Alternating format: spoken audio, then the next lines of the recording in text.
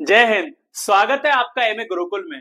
आज हम daily current affair की क्लास में 10 मई 2024 से रिलेटेड जितना भी करंट अफेयर बनेगा उसको हम डिस्कस करने की कोशिश करेंगे विद स्टैटिक जीके के साथ जितना भी करंट अफेयर बनेगा आज का उसको हम डिस्कशन करने वाले हैं। तो चलिए क्लास स्टार्ट करने से पहले आपके लिए एक ऊर्जावान कोट हमने लिखा है जो इस प्रकार है कि आज रास्ता बना लिया तो कल मंजिल भी मिल जाएगी, मेहनत से भरी यह कोशिश एक दिन जरूर रंग लाएगी, एक दिन जरूर रंग लाएगी। तो ये मेहनत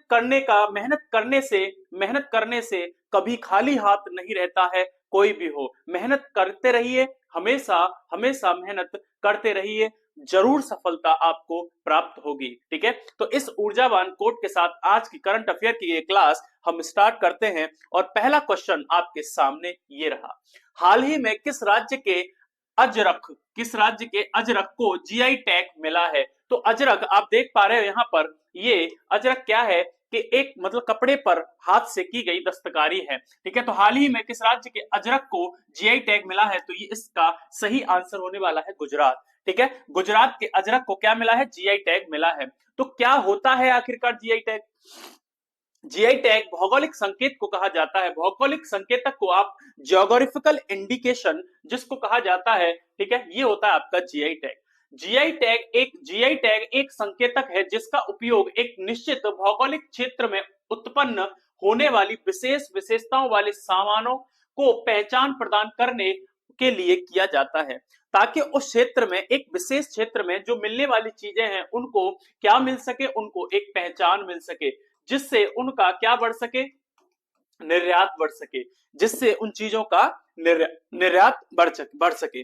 वस्तुओं का भौगोलिक भौगोलिक सूचक पंजीकरण एवं संरक्षण अधिनियम 1999 के तहत इस जीआई टैग को दिया जाता है। भौगोलिक संकेत का पंजीकरण 10 वर्षों के लिए होता है। किसी भी चीज का अगर जीआई टैग आपको मिलता है तो उसकी वैलिडिटी 10 वर्ष होती है और 10 वर्ष के पश्चात आप उसको रिन्यू करा सकते हो, दोबारा से वो आपको 10 वर्ष के लिए एक्सटेंड हो जाता है। तो जो अजरक है उसको गुजरात के को जीआई टैग मिला है। तो हम जान लेते हैं गुजरात के जो हाल ही में मिले कुछ जीआई टैगों के बारे में भी जान लेते हैं। तो उड़ीसा के आपके कपड़ांगड़ा सॉल को आपका जीआई टैग मिला है हाल ही में।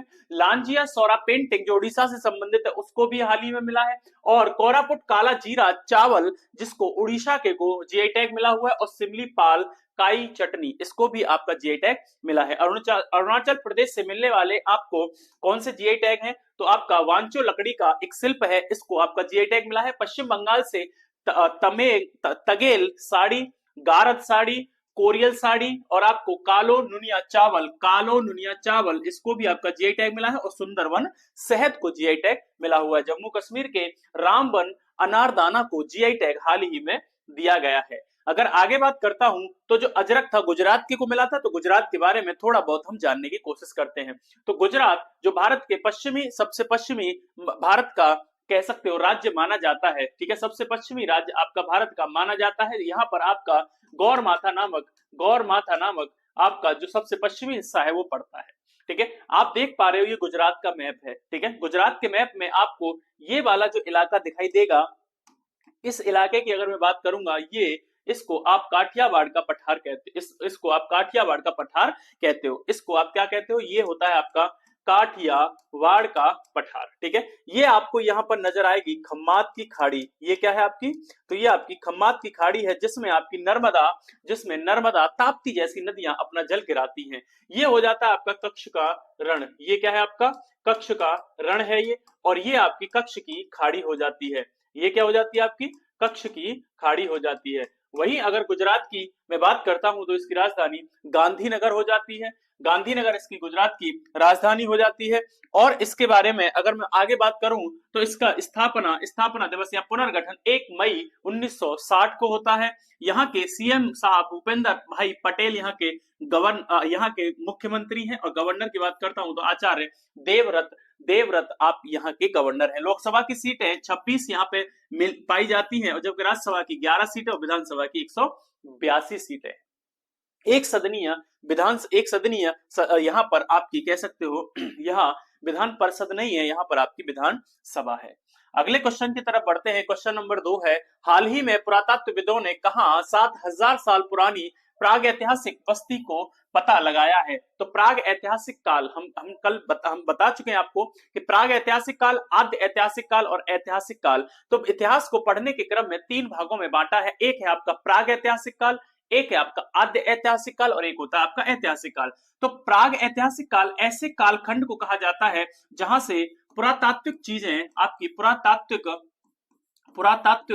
जो मतलब कह सकते हो स्रोत है, जैसे आपके कोई पत्थर हो गया, कोई आपका मुद्रा हो गई, कोई आपका मृदभांड हो गया, तो इत्यादि चीजें तो मिलती हैं लेकिन कोई लिखित साक्ष्य नहीं मिलता है। कोई लिखित आप कह सकते हो साक्ष्य नहीं पाया जाता है। तो ऐसे इतिहास को आप पुरातात्विक या प्राग ऐतिहासिक काल की श्रेणी में डाल सकते हो। तो यही से रिलेटेड आपकी एक बस्ती आपको मिली है जो आपकी सर्बिया में हाल ही में खोजी गई है। कहां पर खोजी गई है? तो आपकी सर्बिया में। हम सर्बिया के बारे में जानने की कोशिश करेंगे। तो सर्बिया आपका एक देश है यूरोप का।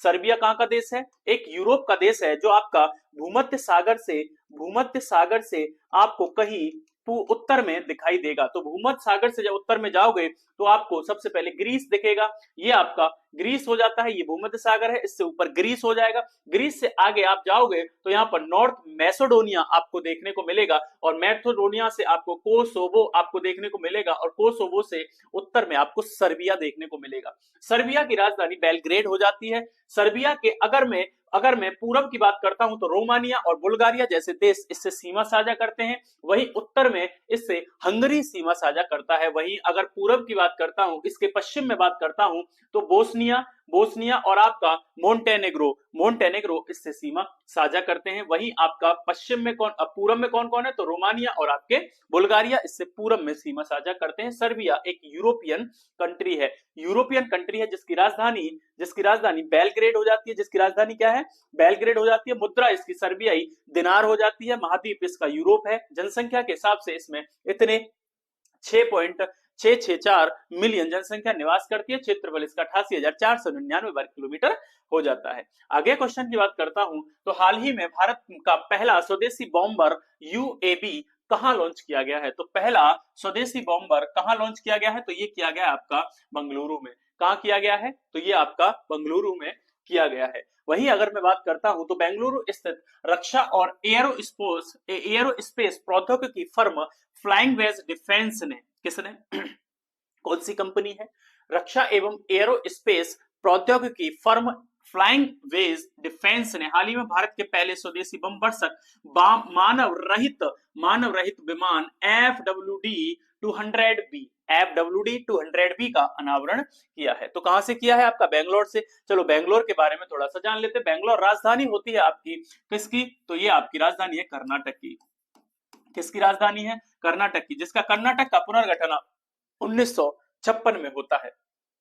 कर्नाटक का सबसे बड़ा शहर बेंगलुरु हो जाता है जिसमें जिलों की संख्या 31 हो जाती है।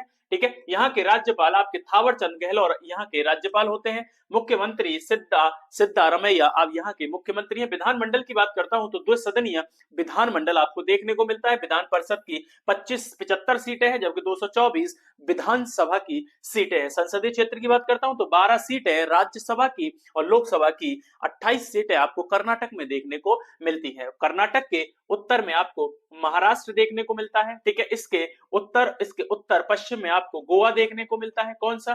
तो यहाँ पर आपको देखने को मिलेगा, यहाँ पर तो गोवा देखने को मिलता है ये। ठीक है। उसके बाद अगर मैं और इसकी बात करता हूं, ठीक है, और इसकी बात करता हूं तो इसके आप पश्चिम में आओगे तो आपको ये वाला रीजन आपका आंध्र प्रदेश पड़ेगा। कौन सा? तो आंध्र प्रदेश पड़ेगा। यानी कि तेलंगाना भी यहाँ पर बन चुका है। पुराना मैप है ये, है ना। तो तेलंगाना है यहाँ पर, उसके बाद आंध्र प्रदेश है, फिर उसके बाद ये तमिलनाडु है और ये केरला है। ठीक है। और ये आपका कौन सा सागर है? ये आपका अरब सागर है। ठीक है। इतनी बातें इसमें याद रखिएगा इसकी राजधानी वगैरह के बारे में। आगे क्वेश्चन है आपका, हाल ही में मियामी ग्रैंड प्रिक्स किसने जीती है? तो मियामी ग्रैंड प्रिक्स जीतने वाले कौन हैं? तो ये आपके हो जाएंगे लैंडो नॉरिस। कौन हो जाएंगे? लैंडो नॉरिस ये हो जाते हैं। हाल ही में कुछ और प्रिक्स जीती हुई है, यानी कि ये एक रेसिंग है, यानी कि रेस है, ये है ना, गाड़ियों की रेस है जिसमें कुछ और जीती हुई है। मैक्स वेरस्टेपन ने made in Shanghai prix grand prix को जीता है। ठीक है, लास वेगास ग्रांड प्रिक्स को किसने जीता है? तो मैक्स मैक्स वर्स्टप्पन ने जीता है। मैक्स वर्स्टप्पन ने लास वेगास ग्रांड प्रिक्स जीती है। मैक्सिको सिटी ग्रांड प्रिक्स किसने जीती है? तो मैक्स वेस्टप्पन ने जीती है। ये भी यही जीतने वाले हैं। इंडियन ग्रैंड प्रिक्स आपकी मार्को वेचेंजी ने जीती है। मार्को वेचेंजी ने जीती है। सिंगापुर ग्रैंड प्रिक्स को जीतने वाले कौन है आपके? तो आपके कार्लोस सैज हो जाएंगे। वहीं मैक्स वर्स्टप्पन ने एक और आपकी इटालियन ग्रैंड प्रिक्स जीती है। इसको आप देख लीजिएगा और ये आपको पीडीएफ ये हमारे टेलीग्राम चैनल पे मिल जाएगी, जिसका लिंक आप डिस्क्रिप्शन में देख सकते हो। तो इसकी पीडीएफ आपको, चिंता मत कीजिएगा, आपको इसकी पीडीएफ आपकी टेलीग्राम चैनल पर मिल जाएगी, जिसकी लिंक आपको डिस्क्रिप्शन में मिलेगी। हाल ही में विश्व पुर्तगाली भाषा दिवस कब मनाया गया? तो ये मनाया गया आपका 5 मई को। कब मनाया गया? 5 मई को हाल ही में विश्व पुर्तगाली भाषा दिवस मनाया गया। ठीक है, हाल ही में और भी दिवस मनाए जाते हैं मई में, तो आप देख लीजिएगा। 1 मई को अंतरराष्ट्रीय श्रम दिवस मनाया गया। 3 मई को विश्व प्रेस स्वतंत्रता दिवस और आपका अंतरराष्ट्रीय तेंदुआ दिवस आपका 3 मई को मनाया जाता है। 4 मई को अंतरराष्ट्रीय अग्निशमन दिवस मनाया जाता है। कोयला खनिक दिवस भी आपका 4 मई को मनाया जाता है। उसके बाद 5 मई को विश्व हंसी दिवस या वर्ल्ड लाफ्टर डे 5 मई को मनाया जाता है। विश्व आपके पुर्तगाली भाषा के साथ साथ पुर्तगाल जो देश है उसकी पुर्तगाली भाषा को लेकर के यह आपका 5 मई को दिवस मनाया जाता है। पुर्तगाल अगर मैं यहाँ पर आपको दिखाने की कोशिश करूं तो ये आपका यूरोप का एक देश है जो अटलांटिक महासागर से लगा हुआ है। यूरोप का देश है जो अटलांटिक महासागर से लगा हुआ है और ये भूमध्य सागर से भी कहीं ना कहीं जिब्राल्टर जल संधि जो आपकी स्पेन से और मोरक्को से, जो अफ्रीका महाद्वीप का मोरक्को देश है, यूरोप का स्पेन है, इसके मध्य में जिब्राल्टर जल संधि है और जिब्राल्टर जल संधि के ये आपका उत्तर पश्चिम में पुर्तगाल देखने को मिलता है, जिसकी राजधानी लिस्बन है। जिसकी राजधानी क्या है? लिस्बन है। तो यूरोप का ये देश है। ठीक है, आप इतनी बातें इसमें याद रखिएगा। पुर्तगाल की अगर राजधानी की बात करता हूं तो इसकी राजधानी लिस्बन हो जाती है। वहीं अगर इसकी राजभाषा की बात करता हूं तो ये आपकी पुर्तगाली भाषा हो जाती है। वहीं इसकी राजधानी लिस्बन हो जाती है। सबसे बड़ा शहर भी लिस्बन है। राष्ट्रपति मोर्सेलो रेवेलो डिसूजा यहाँ के क्या है? यहाँ के राष्ट्रपति हैं। प्रधानमंत्री एंटोनियो कोस्टा यहाँ के प्रधानमंत्री हैं। और मुद्रा की बात करता हूं तो यूरो यहाँ की मुद्रा हो जाती है। इतनी बातें इस क्वेश्चन में याद रखिएगा। अगला क्वेश्चन है, हाल ही में भारत और किस देश ने इंटर बैंक सिस्टम पर यूपीआई लॉन्च करने का सहमति व्यक्त की है? दोनों देशों ने यूपीआई इंटर बैंकिंग पर आपका लॉन्च करेंगे। तो ये किसके साथ किया है? तो आपका घाना के साथ किया है। ठीक है, इंटर यूनिफाइड पेमेंट इंटरफेस को घाना के साथ मिलकर के इंटर बैंक में इस्तेमाल करने वाले हैं। किस देश के साथ? घाना के साथ। घाना की अगर लोकेशन की बात करता हूं तो आप घाना को देख पाओगे, यह अफ्रीका महाद्वीप का एक देश है। किसका? अफ्रीका महाद्वीप। आप देख पा रहे हो ये जो महाद्वीप देश देख रहे हो, ये जो महादेश देख रहे हो, ये आपका अफ्रीका है। अफ्रीका के यहाँ पर आपको ये थोड़ा सा काट करके इसमें दिखाया गया, ये आपका घाना है। ठीक है, ये आपका घाना देश आपको देखने को मिलता है, जिसकी राजधानी अक्रा होती है। घाना के अगर मैं पूरब की बात करता हूं तो टोगो पड़ता है। ठीक है, टोगो देश पड़ता है। इसके उत्तर की बात करता हूं तो बुर्किना फासो आपका एक देश पड़ता है। ठीक है, इसके पश्चिम में आपको कोटे डिरोवो देखने को मिलेगा। ठीक है, कोटे डिवोरी देखने को मिलेगा। और इसके दक्षिण में आपको ये अटलांटिक महासागर का भरा हुआ एक भाग देखने को मिलेगा। ठीक है, ये आपकी लोकेशन हो गई घाना की। किसकी लोकेशन है? घाना की। आइए घाना के बारे में जानते हैं। राजधानी क्या है इसकी? राजधानी इसकी अक्रा हो जाती है। राजधानी क्या है इसकी? अक्रा। मुद्रा क्या हो जाती है? तो घानियन सेडी इसकी मुद्रा हो जाती है। जनसंख्या के हिसाब से इसमें इतनी जनसंख्या 33.48 मिलियन जनसंख्या रहती है। महाद्वीप अफ्रीका पड़ता है। आधिकारिक भाषा इसकी अंग्रेजी है। अंग्रेजी इसकी आधिकारिक भाषा है। राष्ट्रपति नाना अकुफो अडो यहाँ के राष्ट्रपति है वर्तमान में। इतनी बातें इस क्वेश्चन में याद रखिएगा। ठीक है, अभी तक चैनल को अगर सब्सक्राइब नहीं किया है तो भाई साहब चैनल को सब्सक्राइब कीजिएगा, है ना। और अगर लाइक नहीं किया है इस सेशन को तो लाइक भी कीजिएगा और ज्यादा से ज्यादा शेयर भी कीजिएगा दोस्तों के साथ, ताकि उन्हें भी कुछ फायदा मिल सके। ठीक है, कम टाइम में हम ज्यादा से ज्यादा करने की कोशिश कर रहे हैं। ठीक है, अगला क्वेश्चन है आपके लिए, हाल ही में किसे उज्जीवन स्मॉल फाइनेंस बैंक के एमडी सीईओ के रूप में नियुक्त किया गया है? उज्जीवन एक स्मॉल फाइनेंस बैंक है, ठीक है, एसएफ स्मॉल फाइनेंस बैंक है, इसके एमडी और सीईओ के रूप में नियुक्त किया गया है। तो ये हो जाएंगे आपके संजीव नौटियाल को। किसको किया गया है? संजीव नौटियाल जी को उज्जीवन एसएफबी यानी कि स्मॉल फाइनेंस बैंक का एमडी और सीईओ घोषित किया गया है। हाल ही में और भी आपके नियुक्तियां हुई हैं। हाल ही में हुई नियुक्तियों के बारे में हम जानने की कोशिश करते हैं। तो कृष्णा स्वामीनाथन को भारतीय नौसेना का 22 चीफ बनाया गया है। कृष्णा स्वामीनाथन को भारतीय नौसेना का 22 चीफ बनाया गया है। मौसमी चक्रवर्ती को आकाशवाणी समाचार का महानिदेशक बनाया गया है, ठीक है। वहीं IBMA Indian vaccine manufacturers association के नए अध्यक्ष आपके कृष्णा एला को बनाया गया है। कृष्णा एला को IBMA का अध्यक्ष किसको बनाया गया है? कृष्णा एला को। दिनेश कुमार त्रिपाठी 26वें नौसेना प्रमुख बने हैं। स्टार लगा लीजिएगा, ठीक है।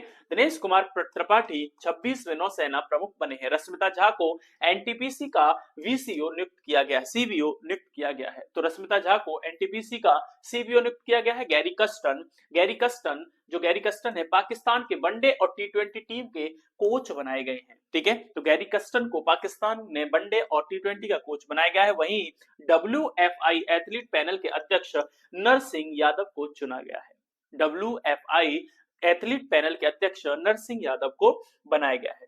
चलिए अगला क्वेश्चन देखते हैं। आप चिंता मत कीजिएगा, PDF आपको टेलीग्राम चैनल पर मिल जाएगी, जिसकी लिंक आपको डिस्क्रिप्शन में देखने को मिलेगी। हाल ही में कौन भारतीय महिला हॉकी टीम की नई कप्तान बनी है? तो हाल ही में भारतीय महिला हॉकी टीम की जो नई कप्तान बनी है वो है आपकी सलीमा टेटे। कौन है? सलीमा टेटे को भारतीय हॉकी टीम का कप्तान बनाया गया है, महिला का। अगला क्वेश्चन है, हाल ही में किस देश ने थॉमस और उबेर का बैडमिंटन खिताब जीता है? तो उबेर और थॉमस और उबेर आपको पता है ये बैडमिंटन से जुड़े बड़े फेमस आपके खिताब हैं और इसको चाइना ने इस बार दोनों कपों को जीता है। चलिए बात कर लेते हैं आगे संबंधित ट्रॉफियां और उनसे संबंधित खेल। सबसे पहला खेल है आपका हॉकी से संबंधित बैटन कप, रंगा स्वामी कप, आगा खां बेगम रसूल ट्रॉफी महिलाओं के लिए है और महाराजा रणजीत सिंह गोल्ड कप आपका ये हॉकी से संबंधित हो जाते हैं। फुटबॉल की बात करता हूं तो DCM trophy, Durand cup, Rovers cup, BC Roy trophy जो राष्ट्रीय चैंपियनशिप है, संतोष ट्रॉफी जो राष्ट्रीय चैंपियनशिप है, ये आपकी फुटबॉल से संबंधित है। वहीं बैडमिंटन से बात करता हूं तो नारंग कप, चड्डा कप, अमृत दीवान कप, ये सभी आपके बैडमिंटन से संबंधित है। इतनी बातें इसमें याद रखिएगा। नेक्स्ट क्वेश्चन है आपका, हाल ही में ICC महिला T20 विश्व कप 2024 का आयोजन किस देश में किया जाएगा? तो ICC महिला T20 विश्व कप 2024 का आयोजन किस देश में किया जाएगा? तो ये खेला जाएगा आपका बांग्लादेश में। किस देश में खेला जाएगा? बांग्लादेश में। तो बांग्लादेश में होगा और बांग्लादेश के बारे में कुछ जान लेते हैं। तो बांग्लादेश के बारे में जान लेते हैं, आपको लोकेशन दिखाने की कोशिश करता हूं, तो कोशिश देखिएगा लोकेशन को, ठीक है। तो कुछ इस प्रकार से आपको लोकेशन देखने को मिलेगी। ये आपका नेपाल हो गया, ये भूटान हो गया और ये भारत हो गया। भारत के कहीं ना कहीं बीच में आपका बांग्लादेश पड़ता है। तो ये आपको बांग्लादेश का लोकेशन देखने को मिलेगा जो इस प्रकार से है, ठीक है। बांग्लादेश में गंगा रिवर आपकी एंटर करती है, बांग्लादेश में आपकी ब्रह्मपुत्र नदी एंटर करती है। जैसे ही गंगा रिवर बांग्लादेश में जाती है, इसको किस नाम से जाना जाता है? तो इसको पद्मा के नाम से जाना जाता है, इसको पद्मा के नाम से जाना जाता है। जैसे ही आपकी जो ये ब्रह्मपुत्र नदी है, इसको जमुना के नाम से जाना जाता है। ऐसे ही ये आपकी कहाँ एंटर करती है? आपकी बांग्लादेश में।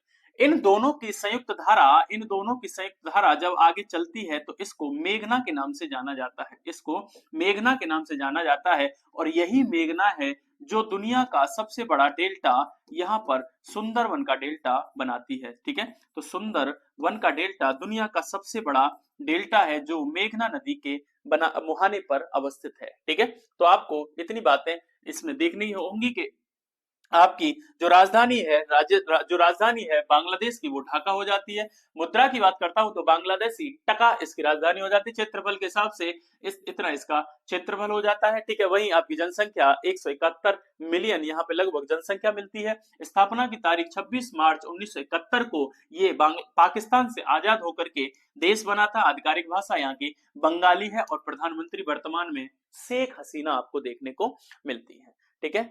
तो आज के लिए आपको एक ये क्वेश्चन दे रहा हूं यहाँ पे, आपको ये इसका आंसर आपको कमेंट बॉक्स में जरूर बताना है, ताकि हमें भी थोड़ा सा मोटिवेशन मिल सके। तो हाल ही में किस राज्य के अचरक अचरक को जीआई टैग मिला है, इसका आंसर आपको कमेंट बॉक्स में देना है। और सेशन अच्छा लगे तो सेशन को लाइक भी करना है, और इस चैनल को ज्यादा से ज्यादा शेयर करके अपना प्यार हमें दिखाइएगा। आज के सेशन में इतना ही है, मिलते हैं अगले सेशन में। जब तक के लिए जय हिंद।